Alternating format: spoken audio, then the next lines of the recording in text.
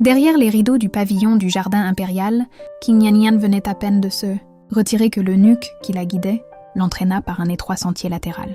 La pâle lumière des lanternes glissait sur la pierre, et les ombres de bambou frémissaient doucement dans l'air glacé de la nuit. « Mademoiselle Qin, veuillez attendre ici. Quelqu'un souhaite vous voir, » murmura l'eunuque avant de se retirer, laissant le silence.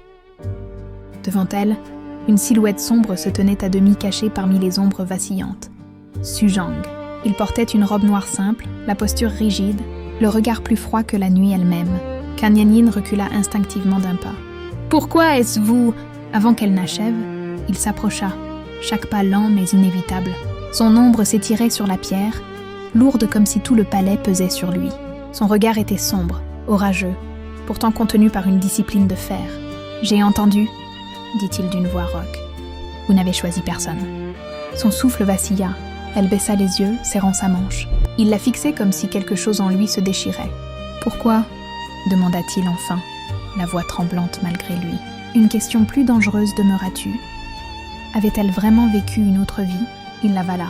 Il voulait la vérité, mais la craignait. Leurs regards se croisèrent. L'air sembla gelé. Elle murmura « Parce que je suis indigne ». Elle se tourna pour partir.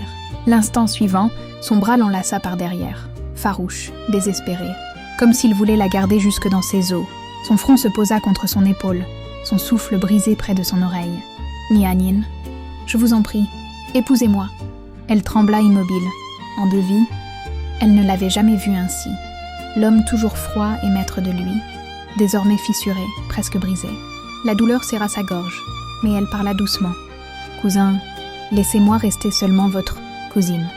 Oubliez-moi, trouvez votre propre bonheur. Je suis vraiment indigne de vous. » Ses bras se raidirent, puis se relâchèrent un peu. Indigne. Elle posa ses mains sur les siennes et écarta doucement ses doigts de sa taille.